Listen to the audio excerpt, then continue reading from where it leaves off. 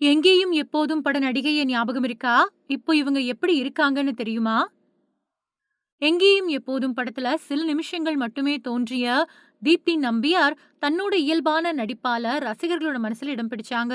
இப்போ அவங்களோட சமீபத்திய புகைப்படங்கள் சமூக வலைதளங்கள்ல வைரல் ஆயிட்டு வருது. தமிழ் சினிமாவுல சில படங்கள்ல காலம் கடந்தாலும் ரசிகர்களோட நினைவுல என்னைக்குமே நிலைச்சிருக்கும்.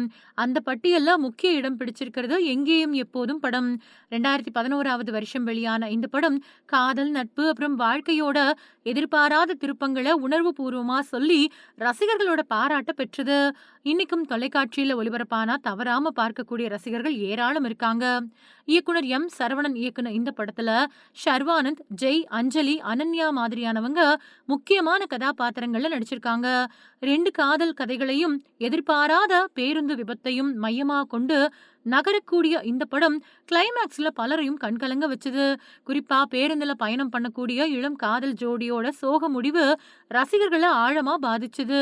அந்த காட்சியில கல்லூரி மாணவியா தோன்றி எல்லாரோட கவனத்தையும் ஈர்த்தவங்க தான் நடிகை தீப்தி நம்பியார். குறுகிய நேரமே திரையில தோன்றினாலும் இயல்பான நடிப்பும் அழகான புன்னகையும் அவங்கள ரசிகர்களோட மனசுல பதிய வச்சது. அந்த கதாபாத்திரத்தோட உணர்ச்சிகரமான முடிவு படத்துல மறக்கவே முடியாத தருணங்கள்ல ஒன்னா இன்னைக்கு வரைக்கும் பேசப்படுது. எங்கேயும் எப்போதும் படத்துக்கு பின்னாடி தீப்தி நம்பியார் ரொம்பவே கம்மியான படங்கள்ல தான் நடிச்சாங்க. அதுக்கு பின்னாடி திரையுலகத்துல அதிகமா காணப்படாததால அவங்க என்ன ஆனாங்க அப்படிங்கிற கேள்வி ரசிகர்கள் மத்தியில அடிக்கடி எழுந்து வந்துச்சு.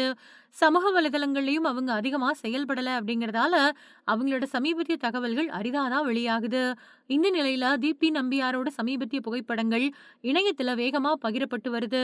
அந்த புகைப்படங்களை பார்த்த ரசிகர்கள் இவங்க தானா எங்கேயும் எப்போதும் படத்துல நடிச்ச நடிகை அப்படின்னு ஆச்சரியத்தோட கருத்துக்களை பதிவிட்டு வராங்க. திரையில குறுகிய நேரம் மட்டுமே தோன்றினாலும் தன்னோட நடிப்பால ரசிகர்களோட மனசுல நிரந்தர இடம் பிடிச்ச நடிகையா தீப்தி நம்பியார் இன்னைக்கும் நினைவு கூறப்படுறாங்க.